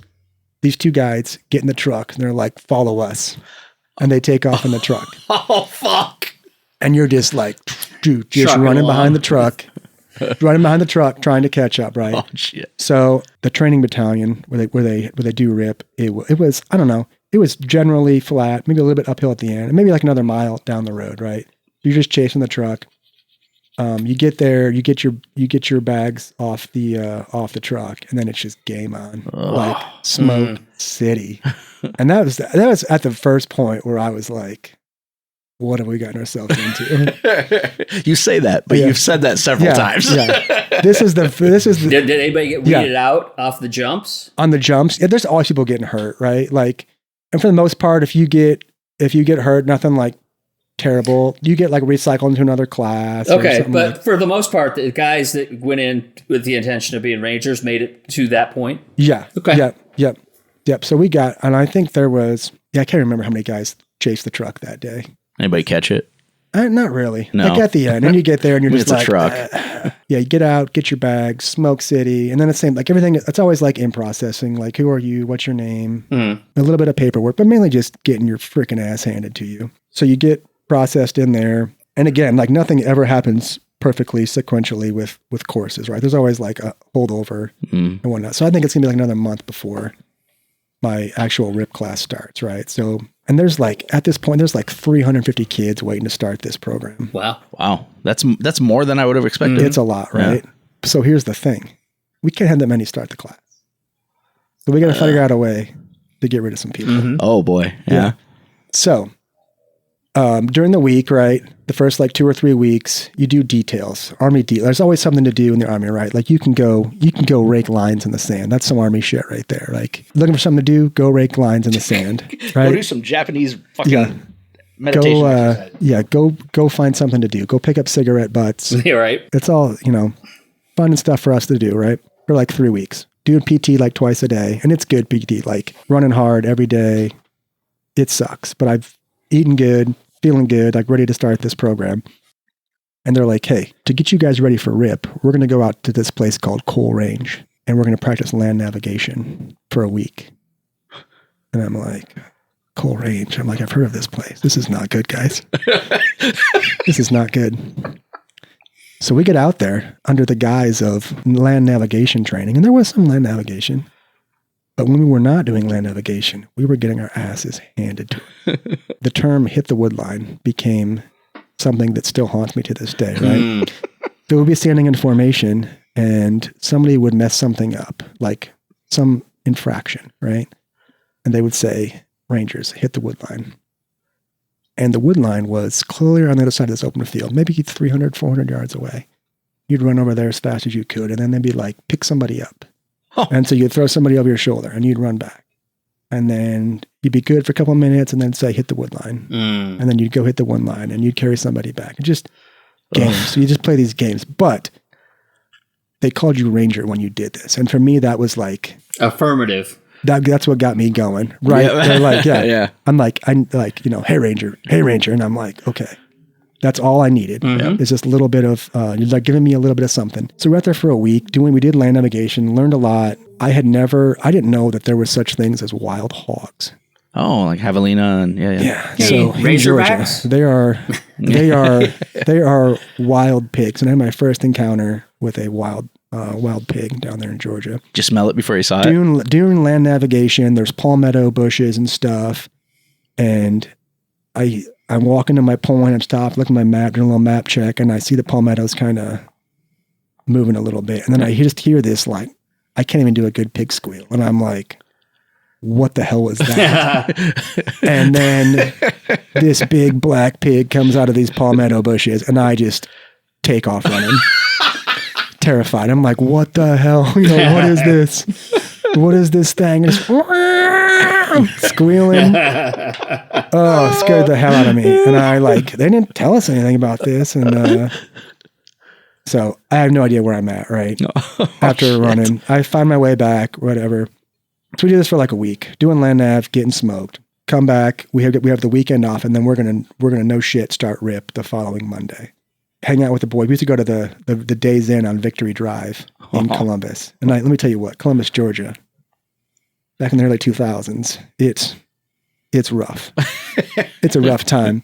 I had I wouldn't say my first experience with a prostitute, but my first introduction to a prostitute, right? Yeah. The distinction is very important. Yeah. So, sitting in the parking lot, we're getting ready to walk up to our hotel room, and this car, there's a freaking hoopty pulls up, right? Big ass black dude in the front seat, a couple black girls in the back. And this dude's like, hey man, you tapping? And I'm like with shoes? I'm like, I don't. Like Gregory Hines? No, what you're like a bugle, like a bugle. He's like, hey, you tapping or what? And I'm like, dude, I don't know what the hell you're talking about. And then the girl in the back rolls down the window. Are we R-rated here? Oh, yeah, absolutely. Okay, yeah. All right. This girl's like, he's trying to ask. He's like, you want to fuck or not? And I'm like, Like him? No, I Absolutely not. I'm like, no, I'm good, thank you. Ma'am, they measure my butthole. Yeah. I'm like, I am definitely not. I am good, thank you. And that was that. That was my first experience. Like, that's like sets the scene for Columbus, Georgia at this time, right? It's rough, but it was a way for us to get away from Fort Benning and go drink some beers and blow off steams and stuff. So we got the weekend off, and then Monday we started RIP. So even though we've already been staying in the barracks there, pack all your stuff up, bring it all downstairs, and basically you start all back over. We're outside in this walled in area right off the bat. Like they just go live, just digging into your ass. And it's bad. And that's pretty much all I remember about the first day. It was push-ups, flutter kicks, running. I'm just breaking you off all day, trying to get people to quit. So, so what I failed to mention was with that initial coal range, right? Okay, that about cut us in half. Oh, wow. We lost, I think, probably about 125 people. Dude's just like, this ain't for me. So they just tapped out? Yeah, just tapped out. So you voluntarily withdraw and you get sent needs of the Army, right? So you've been through airborne school. Some of these guys are going to go to like the 82nd, 10th Mountain, other airborne units in the Army. So that we're down to like 125 people. 101st? 101st, not airborne. So even though they have a patch that says airborne, and we've all seen Band of Brothers, the 101st at Fort Campbell, at the time, only there was a Pathfinder unit that was still airborne. But for the majority of the people on Fort Campbell, they are not an airborne unit. I'm going to have to cut all that out. Yeah. So, yeah, that's a fun fact for you. There's a government man at my door. Yeah. Yeah, his name's Steven Spielberg. Yeah, it's Spielberg. He's pissed. He is pissed. So, yeah, we're down to I think we started with 100 people, maybe 110 people starting the actual RIP class. And so the indoctrination program is designed, 1, to weed people out, and 2, it basically gives you basic knowledge of what you can expect when you get to the Ranger Regiment, right? So they're going to teach you some medical stuff. They're going to teach you history of the unit. They do land nav stuff, teach you about some of the equipment you're going to do. You do an airborne operation with them. You learn to fast rope, rappel, and really just run a lot. You run a lot. Which is strange because normally you run away from things, but that is not what they're encouraging here. You just freaking run. You do combatives. So we learned, that's my first introduction to Brazilian Jiu-Jitsu, doing combatives. It's 4 weeks of, actually it ended up being about 3.5 weeks, but it's just a once over the world of the regiment and what you can expect, right? And I did really good at it. One of the fastest runners. I think I was 6'1" and weighed 150 pounds at the time. Oh, so Jesus. I think my 5-mile run time was 30 minutes. Jesus. So I could freaking run my ass off. I had the fastest 12-mile ruck march. Everything, the test, the written test, I was blown out of the water, the medical stuff, everything came easy to me. And I was like, this is going to be a good fit, right? So you have these class TACs. They're basically advisors that come from the different Ranger battalions to make sure that the training is on par and that everybody's being trained appropriately. And the class TAC from 1st Ranger Battalion in Savannah, he's like, hey, dude, he's like, I think I'm going to take you back to Savannah with me. You're going to be in my squad. And I'm like, cool. I'm like, this guy likes me. I'm doing good. So towards the end, you got to figure out what battalion everybody's going to go to. They take us into a room and look at your buttholes. Yeah, there's no butthole looking. Guy drove down from Des Moines just to make sure. And I think at this point we're down to 40 people, 45 people, right? Wow, so from 350. Yeah. Wow. Right. Yeah. Yep. So they're like, here's the deal. If you want to go, you like to go skiing in the wintertime, you like cold and rainy. I forget what else they said. They were basically describing the Seattle, Tacoma, Fort Lewis, Washington area. And everybody knew that. They're like, go stand over here, right? If you want to go to the beach, you like the sunshine, you like hanging out on the coast, go stand over here. And all my friends that I had kind of hung out with during this whole process were all from California. And they're like, bro, We're going out west. And they're like, come on. And I'm like, bro, it's the beach, man. They said beach, sunshine. I'm like, girls. I'm like, so I went sit over there and they're like, all right, you guys over here, you're going to Fort Lewis, Washington. You guys over here, you're going to Savannah, Georgia. And I was like, cool. So that's basically how they picked your battalions. And then there was like 2 or 3 guys. They're like, you guys are staying here at Fort Benning. Everybody's like, oh man, that sucks. Because nobody wants to stay here because this place sucks. Columbus sucks. It's come a long way in the last 25 years, but at the time, yeah. Cookers trying to rape you in their car. Yeah. And it's like, and that's honestly like any military town, like any army town, liquor stores. Everybody's always throwing up like little strip malls, right? And they've got a liquor store in them. They've got a place that you can get a cheap divorce, tattoos, check cashing, check cashing, payday loans, and then like a surplus store, right? Yeah. Where you can like buy and sell, right? So you sell some of your military gear. You use it to like buy alcohol, and then you can go and buy your shit back after you get paid. You know? So that's like those outside every gate in every military town. Yeah. It's stuff like that. So Columbus, no different. Like if Fort Benning left, Columbus would freaking just dissolve. Getting shipped off to Savannah, Georgia. I had my own car, and there at Fort Benning, I drove myself down to Savannah. I think there was maybe like 20 of us, 15 of us going to Savannah. Right. Go down to Fort Stewart first to get him processed at Fort Stewart. So Hunt Army Airfield in Savannah is it's part of Fort Stewart, Georgia, down there by Savannah. And get down in there, get him processed at Fort Stewart, get over to Hunt Army Airfield. We link back up and we're getting assigned to our platoons. So we're walking towards the barracks. They're going to show us to our rooms and stuff. They told us what platoons we're going to. They're walking towards our barracks. So where are we on the calendar? So this whole process is about almost a year later. Like 10 months has gone by. So real close to September 11th, yes. 2001. Okay. Yes, we're getting close. So this, I think it's like June, right? Okay. So we're walking towards the barracks, and then like everybody's doors start opening up, and like we get 3 levels of these barracks with windows on the exterior, and like people are coming. Windows are all open. People are coming to the windows, and people are trying to like. You hear like somebody yell something out the window, and then like somebody else yells something, and you're like, "Oh, it's just like prison." I'm like, God, what is with this place? I'm like, this is not good. So we get inside, and then that's basically like it was game on from the minute you walk into the barracks, right? So you've got the other Ranger privates that are like the PV2s, private first classes, and specialists who haven't been to Ranger school, right? Mm-hmm. And we'll get into that in a second, right? But at this point, you've been through Ranger school. You've been through the Ranger Indoctrination program, right? Oh, so not Ranger. Okay. Let's just dive into this right now. Okay. So this will clear up a lot of confusion, right? So there is the 75th Ranger Regiment, okay? That is the go-to-war unit, right? If you complete the Ranger Indoctrination program and are assigned to the 75th Ranger Regiment, you are an Airborne Ranger, right? Okay. It says it in your MOS. Mm-hmm. There's also Ranger School, okay? And that is a leadership school that also part of it takes place at Fort Benning. Anybody in the Army can go to it. Men and women now can go to it. It is a like 72-day long leadership school. It sucks. It's not hard, but that also sucks. Lots of things in the Army suck. Ranger School is not hard, but it sucks. So it's 72-day, 3-phase training. It is the Army's premier leadership course. So they are training you how to be a leader. Mm-hmm. You get evaluated in different leadership positions. Patrolling, raid, ambush, those are the means that they use to grade you in your leadership ability, right? So, like doing ambushes or falling for them? Yeah.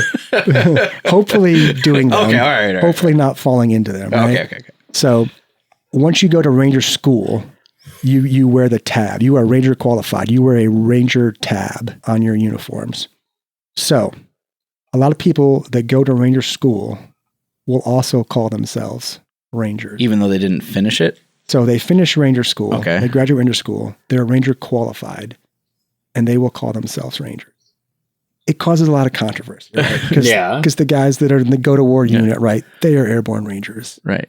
So they call themselves Rangers, but then never went and did Ranger shit. Right. You went to a leadership course, right? Yeah. So you are Ranger qualified. Right. So like, my boyfriend's a Ranger. Like, oh, what unit is he in? He's like, 12. Yeah, he's in the 82nd Airborne at Fort Bragg, and I'm like, That's not a That's 7 not and a Ranger. 5 Yeah, together. Yeah. I'm like, I don't mean to want to break it to you, but he's not a Ranger. When I get done talking to you, you're going to want to fuck me instead. Yeah. I'm just telling you. Yeah. So that's the difference, right? And that's the name gets used. No discredit to anybody who's gone to Ranger school. It sucks. It's hard. I'm sorry, it's not hard. It sucks. It's hard for most people, Tom. It is hard for a lot of people, right? It sucks. And I no disrespect, but it's not the same, right? So, Right. And when someone hears you say like, "Oh, he's an Army Ranger," like, is he though? Is he? Because he is a cook that went to a leadership course, right? So there's a difference, and it gets a lot of people spooled up, like me, for example. Well, I'm just saying, I haven't gotten to the end of this conversation yet, but I hazard to guess that Tom might have been assigned to the 75th. Yeah. So, right. So that's the difference, right? So when you get to the Ranger Regiment, you are an Airborne Ranger, but you also have people who have been to Ranger school. So they have their Ranger school and their Ranger tab. They got 2 pieces of flair, right? Okay. And that second piece of flair, right? The tab is very important. That is your number one priority as a Ranger private, is going to Ranger school and getting your tab, because that eliminates the amount of smoke that is brought onto you every day, right? So like morning formation, for example, you're standing outside waiting for formation to do PT. And someone who's been to Ranger school will say, if you ain't got it, get down. And you do 25 push-ups. And you do one for the Airborne Ranger in the sky, and you get up. And then like 30 seconds will go by, and someone will say, you ain't got it, get down. And you do more push-ups, right? And it's just like every like detail that needs to get done, everything that shitty that needs to get done, you are the guy. You don't have your tab, you're the guy that's going to do that, right? So it is your number one priority to go to Ranger school. So stay in peak physical condition. When it's your turn to go, graduate, get back, and life begins to it opens up so many doors for you, and things get better. So get into the barracks, don't have my tab. We call them like the Spec 4 Mafia, right? These guys come out and they just frickin' rapid fire, just start lighting you up, right? You're low crawling, high crawling, bear crawling, push-ups, flutter kicks, up and down the hallway. It's bad. I go in to meet my first team leader. He's sitting in his barracks room. I get introduced to him. Like Corporal Arnold was his name. This is, Private Flaherty. He's sitting in his chair, got a big dip in, looks back at me, head shaved. He has chaos tattooed across his chest. Oh, fuck. He's sitting there in these.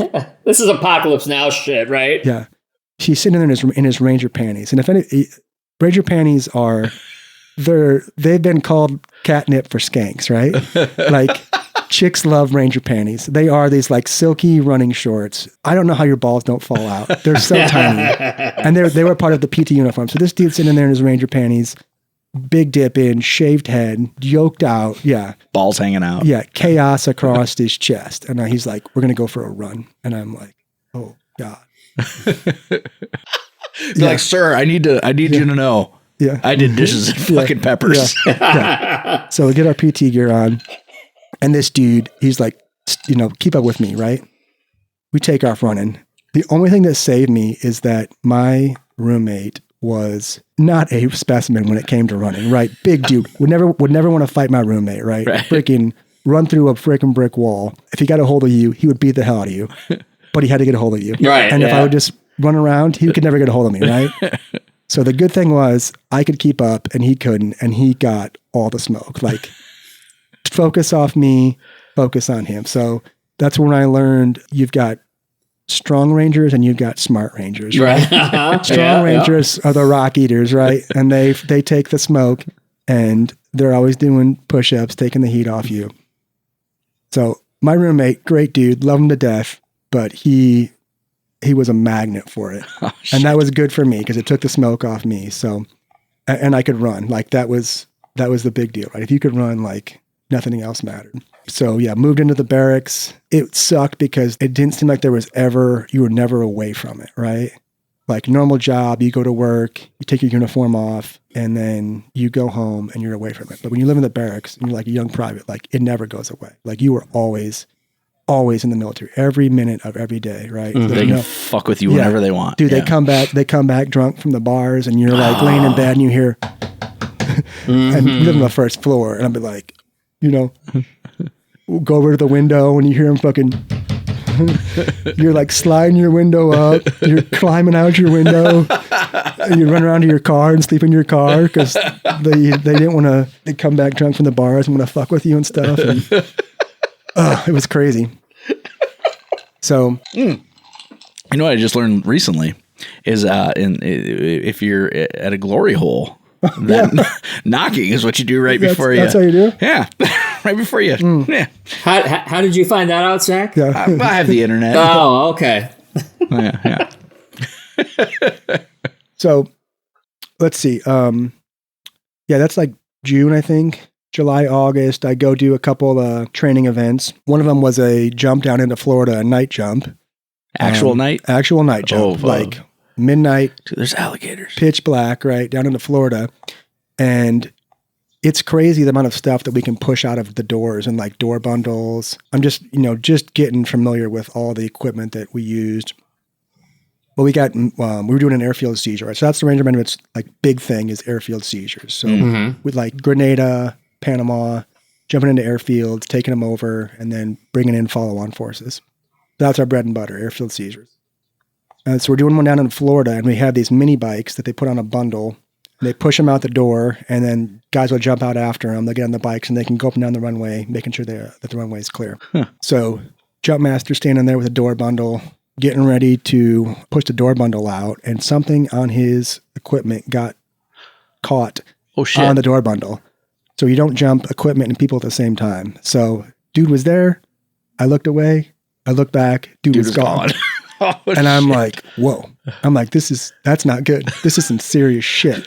Like that's when it first hit me, like, this is some dangerous stuff that we're doing. And dude ended up being okay. Fuck. And that was all right. Yeah. That was my first like legit night jump. And that's when it was like, oh man, there's black. And like, this is black. This is dark. Like, zero loom, you're like, gosh, been floating here for a minute, like any second. Wham! And you're jumping on like an airfield, right? So there's tarmac, there's grass, and there's tarmac. Yeah. You don't know. And that shit's hard, right? So you don't know what you're going to get. Hopefully you get the grass. So we do that training mission. Question, just a quick question. Do you guys have knee pads? Knee pads and elbow pads are issued. Yeah. Knee pads, elbow pads, and ankle braces are issued. Early in my career, I wore them just because I didn't,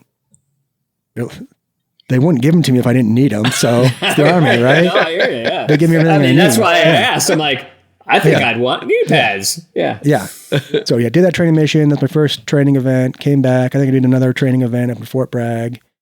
And then we're getting ready to go over to Europe, and we're going to do a training exercise with some other special operations units. So we take off from Savannah. We fly over to England, where this event's going to start.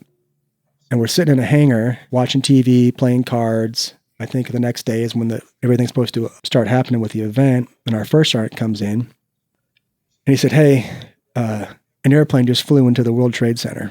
Mm-hmm. And I think we were doing like some sort of event where like someone had stolen like a dirty bomb or something. They were going to blow it up and we were going to go secure an area or whatever. Like that was part of the mission, right? I'm like, well, that's not fucking believable. Like someone just flew an airplane into the World Trade Center. I'm like, it's the scenario, and I'm like, that's not even believable. I mean, it had happened before, once before. Yeah, but I'm like, this isn't. I'm like, wow, like, where are they going with this? Right. Yeah. I mean, they're going down. They're fucking you with you for how many months? Yeah. Right. Yeah. And then they come back and they're like, hey, a second plane just crashed into the other World Trade Center. Oh man, like we're trying to get a TV in here, and I'm like, holy shit, like this is not good. So get the TV in there, and we're all standing around, and we, watching the videos, September 11th, and that's when like shit starts getting real. They're like, okay, and it's crazy how we could never see this coming, but as soon as it happens, we always know who it was. Yeah, right. Mm-hmm. So as soon as we knew, it's like Al Qaeda terrorists. They're in the mountains in Afghanistan. It's like, well, if you knew that. Well, I mean, they also missed the part about the Saudis. Yeah. I mean, to be fair. Yeah. And so right away, everybody's like, we're going to war. Oh, fuck. We're going to war. Yep. So we had like training barrels on our weapons, like submunition training barrels. Took those off, put our regular barrels back on. Oh, shit. And we're like, we're automatically thinking like, we're just going to go from right here. We're already here. We got all our stuff. We're going to launch from here. And then it was about a week of just standing by to figure out what exactly is going to happen. Yeah, logistics of all that. Because that's a big muscle movement, right? So, so we ended up going back to the States. Whoever's going to go is going to launch out of there, back from the States. They're going to go back, refit, get whatever we need, and then move forward. So we go back to Savannah, get issued like desert uniforms, like stuff we don't even have, stuff for the mountains or whatever. And they're like, hey, we're only going to send one company at this time. And everybody's like, at the time, BECO 175, like we were the shit. Like, and everybody knew it. Best squad leaders, best platoon sergeants. We had the most experienced first sergeant. We're like, it's going to be us. Each company had their own specialty that they did. And Alpha Company 175, their mobility was like vehicles was their thing. Right? So they had the RSOVs, the Ranger Special Operations Vehicle. If you put Ranger on the front of anything, it sounds way cooler. So they had the RSOVs, right? So they're basically these old like Land Rover Jeeps. And they're the guys, they train the vehicles and all that stuff. And so we have this big battalion formation, and they're getting ready to say like, hey, who's going and when they're going and stuff. And they're like, hey, Alpha Company, they're going to be the ones that deploy to Afghanistan right now. And everybody's like, unbelievable. Cannot believe this is happening. These dudes, we're going to stay behind here, and these dudes are going to be the ones that get to go. It's bullshit. And they're like, they have the mobility piece down. They're going to be the ones that go. So everybody's pretty upset about it. I literally remember sitting in my barracks room, seeing them do like their final manifest call before they got on trucks to go to the airfield to get on the plane. And everybody was just sitting in our rooms, and we were all just super butthurt that they were the ones that got to go. So they left. Everything was going good for a while. And then we got brought in, and they said that something had happened. And they told us that there was an incident with a helicopter. They'd gone to land on a ridge top, and someone had fallen out of the back of the helicopter, and they were trying to get some guys together to go rescue this guy. So it was Neil Roberts, who was a Navy SEAL, who had fallen off the back of a Chinook on top of a mountain in Afghanistan, Takur.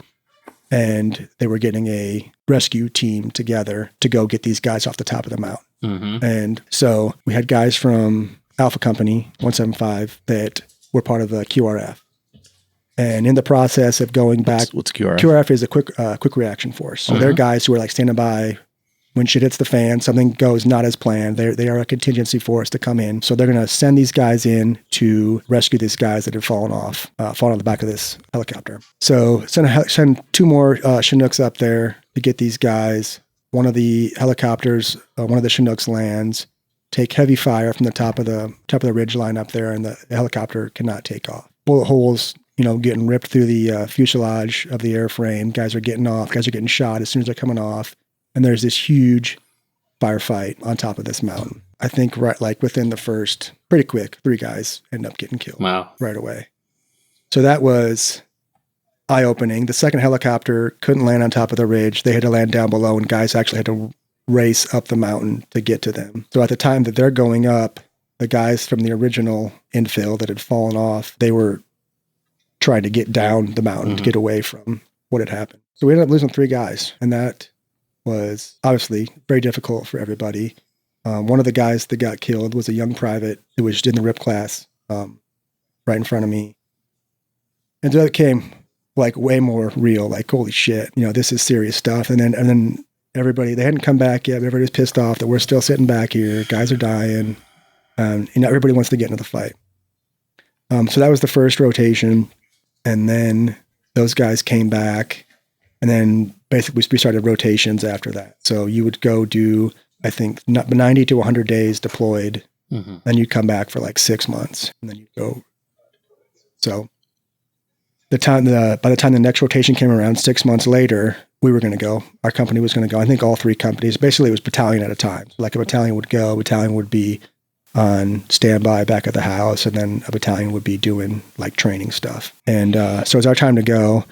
And about this time, my squad leader at the time was like, hey, I know you really want to go, but we're going to send you to Ranger School. And I'm like, dude, freaking killing me. Like, everybody's going to go to war. I'm going to fucking Ranger school. He's like, I know. He's like, don't worry. Like, this is not going anywhere. You're going to get over there. But I need you to go do this right now. So for a second time, I watched my friends go deploy. I went to freaking Ranger school, and that sucked. And he's like, just go straight through, come back, and we'll get you on the next one. So go to Ranger school. I went to our pre-Ranger first. So pre-Ranger course gets you ready to go to Ranger school. The 75th Ranger, like every unit has their own pre-Ranger course. The 75th Ranger Regiment had their own. And I know for a fact it is the most difficult pre-Ranger course in the entire Army. Designed, I think they make it to be so hard that when you actually go to Ranger school itself, it seems easy. Mm-hmm.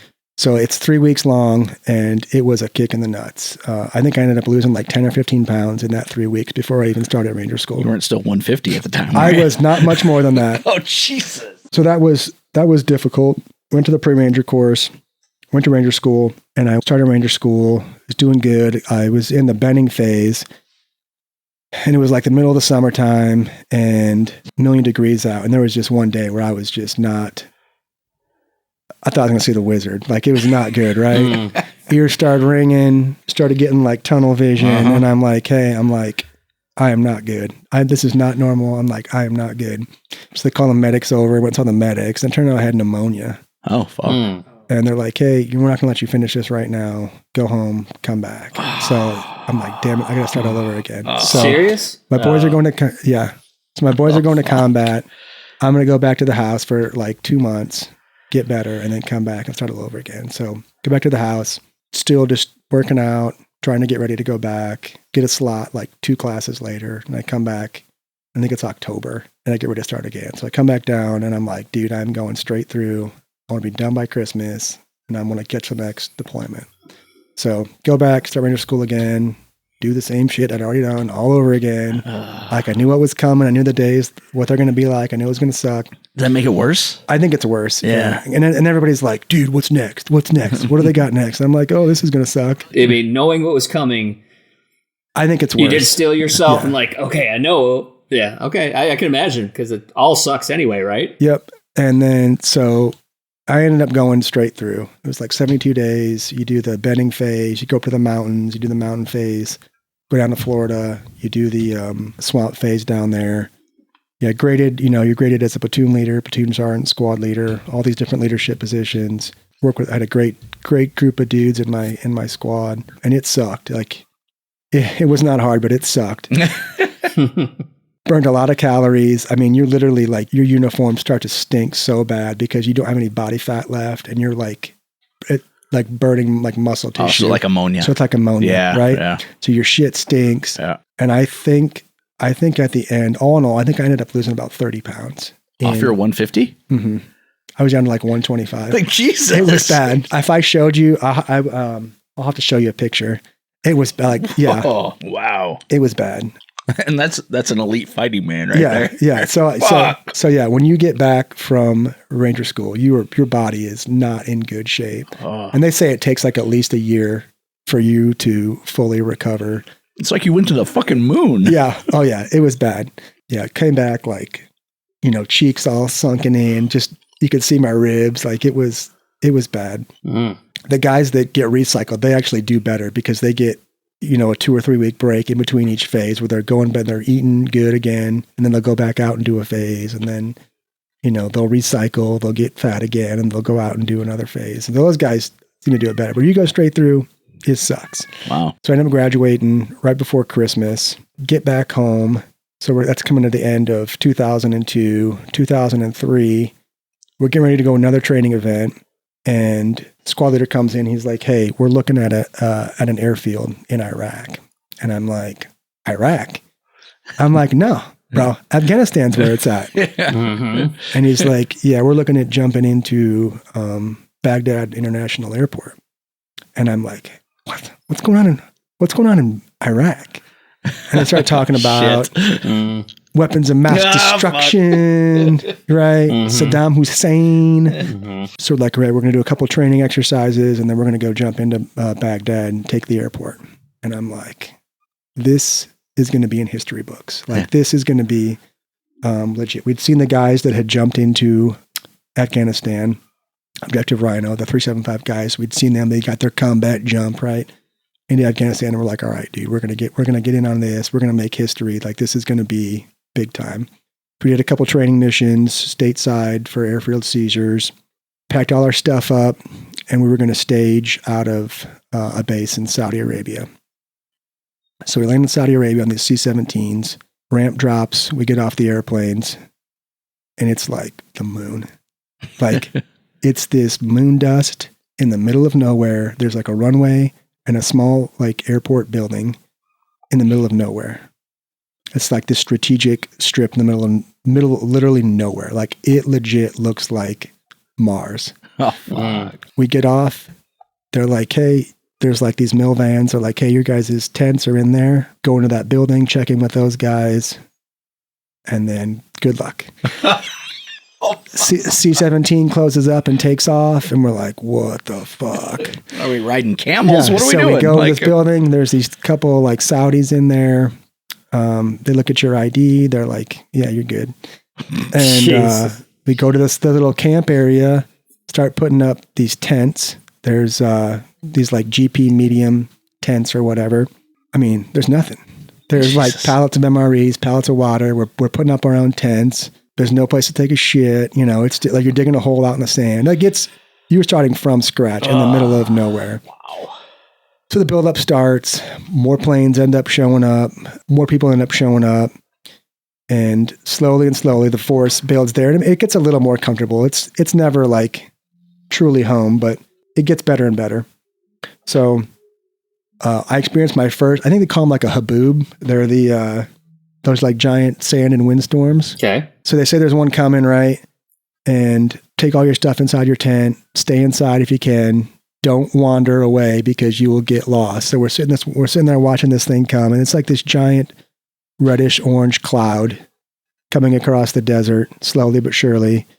And eventually there's like a brief period of like wind before it gets to you. And then it's this like all encompassing, right? Like you cannot see your hand in front of your face. Absolutely terrifying. It's middle of the day. It's completely blackout. And is it dust and sand? It's like, yeah. It's like this powdery, like moon dust. It gets in everything. And this is like a day and a half straight of this storm coming through and then this dust like falling from the sky, and absolutely horrible. Like spent weeks picking out dust boogers and, sand. Right. Sand is in everything. So we're sitting there, we're still talking about doing the jump into Baghdad. We get our parachutes and we do like static load training where we rig up, get on the airplane just to make sure everybody fits, make sure everybody knows where they're going and stuff, and doing rehearsals. And in the meantime, the ground war has basically started, right? So dudes are getting minimal resistance getting into Iraq. But we hear this story about a National Guard unit up by Nasiriyah that had gotten ambushed and a bunch of people had been taken prisoner of war. Some of them were killed, but there was someone taken prisoner of war. So they start talking about us doing a hostage rescue and a recovery mission. We know for a fact that there's one girl that's still alive. She's in a hospital, and she had like 5 or 6 people from her unit that were killed, and they think that they're in the basement, like in the morgue of this hospital, and we're going to go get this girl and get these American bodies back. So we take off from Saudi Arabia, get on some planes, fly up into Iraq, and go to another airfield, staging field, and do some rehearsals, get this plan together, and we're going to go get this girl out of this hospital. This girl, Jessica Lynch. Oh, shit. This has been part 1 of Those Who Do, Army Ranger with Tom Flaherty. To hear Tom's story of his part in one of the most famous military missions of the modern era, what drove his decisions to change operational assignments, and what led to his choice to retire from the Army and move back to Iowa, as well as learn what Tom is doing now and why his outlook is very different than that of the others that he encounters daily. Check out part 2 of Those Who Do, Army Ranger with Tom Flaherty, dropping early next week from Those Who Do, the podcast.